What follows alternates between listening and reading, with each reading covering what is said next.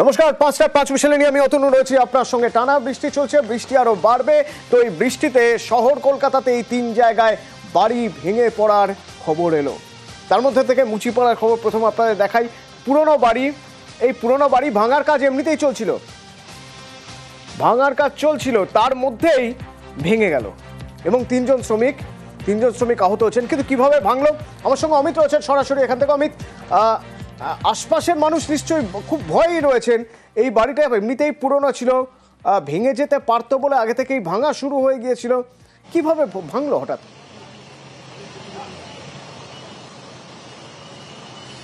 দেখো, বেলা 3টে নাগাদ বাড়ি ভেঙে বিপত্তি হওয়ার পর কিন্তু এলাকার যারা সাধারণ মানুষ রয়েছেন তারা কিন্তু রীতিমতো একটা ভয়ের মধ্যে রয়েছে। কারণ এই এলাকা, এটি হচ্ছে 7 নম্বর রাজকুমার বসু লেন এবং এটি ক্রিক রোড সংলগ্ন অংশ এবং আশেপাশে বহু পুরনো বাড়ি রয়েছে এবং কোনো বাড়ির বয়স 100 বছরের বেশি, কোনো বাড়ি তারও বেশি। সেক্ষেত্রে পাশেরও একটি বাড়ি রয়েছে, সেটাও কিন্তু বিপজ্জনক অবস্থাতে রয়েছে। তবে যে বাড়িটি ভেঙে পড়েছে, এই বাড়িটি গত 7 দিন ধরে ভেঙে ফেলাটা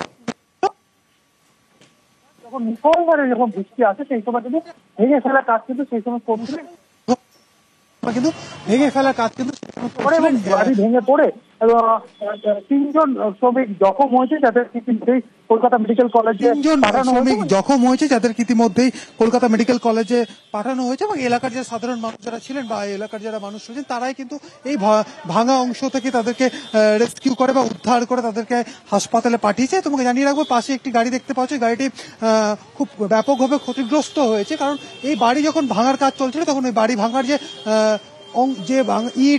ইট সুরকি বা যে লোহার ভিউ এই সমস্ত কিছু রয়েছে, এগুলো কিন্তু এই গাড়িতে করেই অন্যত্র সরিয়ে ফেলা হচ্ছিল, ফেলার কাজ চলছিল।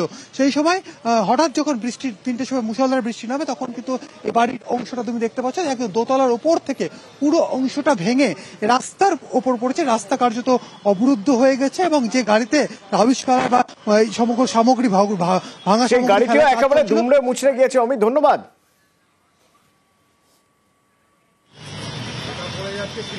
ভেতরে ছিলাম, কাজ করছিলাম, বিভৎস আওয়াজ, ধুলো, প্রচন্ড বৃষ্টি, তখন বেরিয়েছি। দৌড়ে দৌড়ে বেরিয়ে দেখলাম আর ভেতর থেকে আওয়াজ শুনতে পাচ্ছিলাম, আ উ লেগেছে, জল দাও।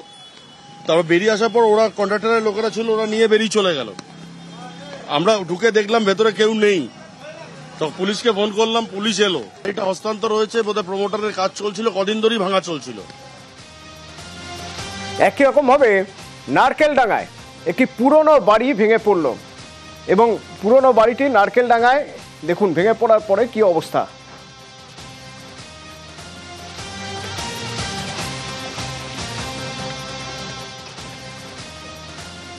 টানা বৃষ্টিতে এই বাড়িটার একাংশ ভেঙে পড়ে। পুরনো ছিল বাড়িটি, পুরনো এবং এই দিকটা বিপজ্জনক অবস্থায় ছিল। টানা বৃষ্টিতে শেষমেশ ভেঙেই পড়ল।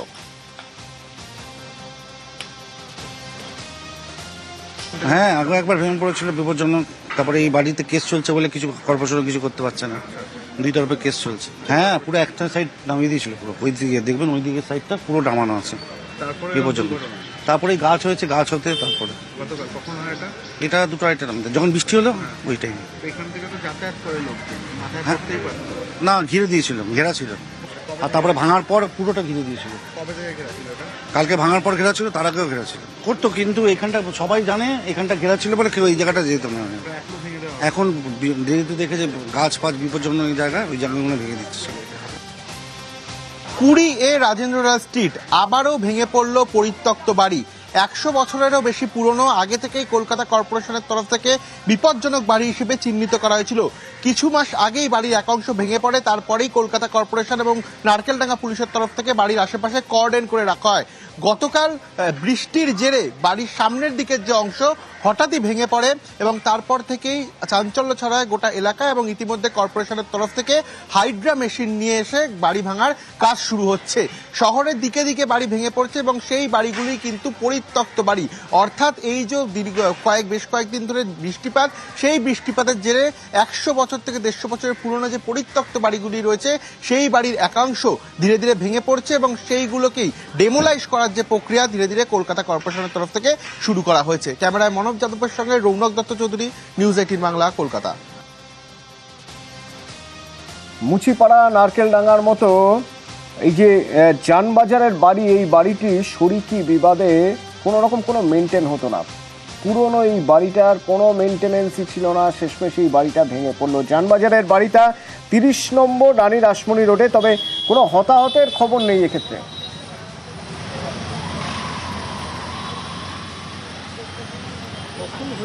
না, জানি না সেটা। এটা মনে হয় রাতেই হয়েছে। আপনার বাড়ি আমার পাশের বাড়ি, এই পাশেরটা। এটা জানি না কাদের বাড়ি, তবে পড়ে গেছে। এটা এর অনেকদিন ধরে ভাঙা পড়েছিল এই অবস্থায়। কাদের বাড়ি জানি না। হ্যাঁ, এখান থেকে যাতায়াত করতাম, মনে হতো যে কোনদিন হয়তো ভেঙে পড়বে, তাই পড়েছে। आवाज खूब जोर से हुआ, पूरा दुकान हम लोग का हिलने लगा। उधर से आवाज आया कि निकल के भागिए, तो हम लोग निकल के भागा। कितने बजे? ये थोड़ा आगे आधा घंटा। और पूरा दीवार नहीं गिरेगा ना तो हम लोग को ऊपर खतरा है, कब गिर जाएगा कोई ठीक नहीं है। और हम लोग इसी में रहता है। নিউ মার্কেট থানার 24 রানী রাসমণি রোড, আর সেইখানেই ভেঙে পড়লো বাড়ি। একবার ছবিটা দেখাবো। বিপজ্জনকভাবে এই বাড়ি দীর্ঘদিন ধরে ছিল দোতলা বাড়ি, তার একাংশ ভেঙে পড়েছে। যদিও দুটি বাড়ির মাঝখানে একটি গলির রাস্তায় এটি ভেঙে পড়েছে, সেই সময় এই রাস্তায় কেউ ছিল না, তাই কোনো প্রাণহানি হয়নি। কিন্তু এই বড় ধরনের একটা দুর্ঘটনা ঘটতে পারত, কারণ এর পেছনেই প্রায় 150 মানুষ বাস করেন, এবং সেই বাড়ি থেকে যদি কোনো লোক আসতো সেই সময়, তাহলে প্রাণহানির ঘটনা ঘটতে পারত। বিপজ্জনক বাড়ি ঘোষণা করেছিল কলকাতা পুরসভা অনেক আগেই, এবং ঠিক সেখানেই এই বিপজ্জনক বাড়ি বৃষ্টিতে ধসে পড়ল। ক্যামেরায় অর্চনের সঙ্গে বিশ্বজিৎ সাহা, নিউজ 18 বাংলা।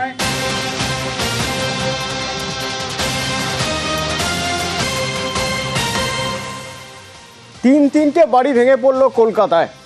কেন? কারণ বৃষ্টি। বাড়িগুলো পুরনো ছিল, বাড়িগুলো মেনটেনেন্স হচ্ছিল না। বৃষ্টি কতটা হয়েছে? পরিসংখ্যান বলছে গত 5 বছরে জুলাইয়ে রেকর্ড বৃষ্টি হলো। এবার রেকর্ড বৃষ্টি, এত বৃষ্টি গত 5 বছরে হয়নি। আমার সঙ্গে ইরন রয়েছে। ইরন, একটু রেকর্ড জানার চেষ্টা করি, পরিসংখ্যান কি বলছে?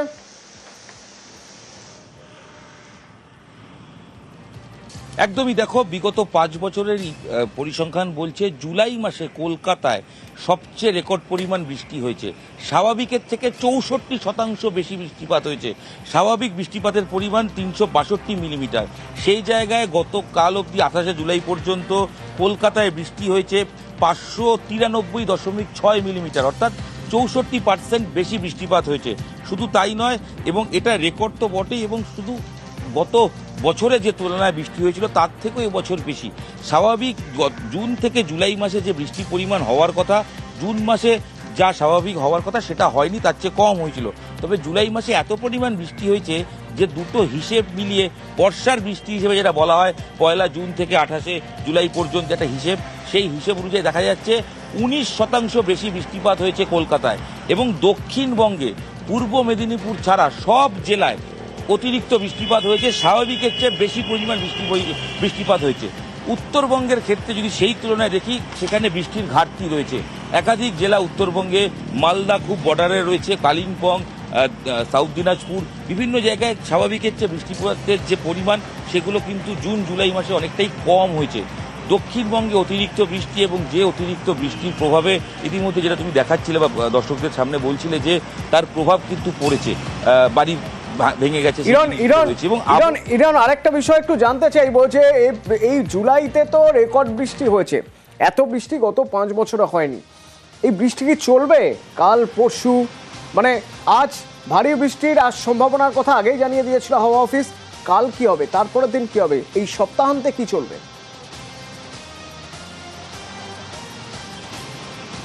দেখো, আগামী দুদিন এভাবেই দক্ষিণবঙ্গের সব জেলায় কোথাও ভারী, কোথাও মাঝারি, কোথাও অতিরিক্ত ভারী বৃষ্টিপাত হবে। ইতিমধ্যেই সবচেয়ে বেশি ব্যারাকপুরে বৃষ্টিপাত হয়েছে গতকাল পর্যন্ত, এবং যে পরিসংখ্যান পাওয়া যাচ্ছে আগামী 24 ঘন্টায় 2 মেদিনীপুর, 2 উত্তর 24 পরগনা, সাথে হাওড়া, হুগলি, বাঁকুড়া, পুরুলিয়া, পূর্ব বর্ধমান, ঝাড়গ্রাম এবং কলকাতা সব জায়গাতেই অতিরিক্ত বৃষ্টিপাত, ভারী বৃষ্টিপাতের সম্ভাবনা রয়েছে। বজ্রবিদ্যুৎ সহ বৃষ্টিপাতের কিছু কিছু জায়গায় সম্ভাবনা রয়েছে, এবং একটা ঝোড়ো হাওয়া বইবে, সেটা 30 থেকে 40 গতিবেগ যার হতে চলেছে। উত্তরবঙ্গের ক্ষেত্রে 2রা আগস্ট থেকে 4 তারিখ অর্থাৎ আগস্টের শুরুতে অতিরিক্ত বৃষ্টিপাত রয়েছে। আগামী দুদিন অর্থাৎ বুধ বৃহস্পতিবার পর থেকে দক্ষিণবঙ্গের কলকাতা সহ বিভিন্ন জেলায় বৃষ্টিপাতের পরিমাণ কিছুটা কমবে, তবে মাঝারি বৃষ্টিপাত কিন্তু বিক্ষিপ্তভাবে হতেই থাকবে। অর্থাৎ আগামী দুদিন এই যে বৃষ্টিপাত হচ্ছে কলকাতা সহ দক্ষিণবঙ্গের বিভিন্ন জেলায় সেটা চলতেই থাকবে, কখনো ভারী বৃষ্টি কখনো মাঝারি বৃষ্টি। দুদিন পর অর্থাৎ শুক্রবার থেকে সেখান থেকে বৃষ্টির পরিমাণ কমবে, তবে মাঝারি বৃষ্টিপাত হবে এবং তখন রোদের মুখ কিন্তু দেখা যাবে, এরকমটাই জানাচ্ছেন আবহাওয়াবিদরা। এবং আগস্ট মাসের শুরুতে উত্তরবঙ্গে বৃষ্টির পরিমাণ বাড়তে চলেছে।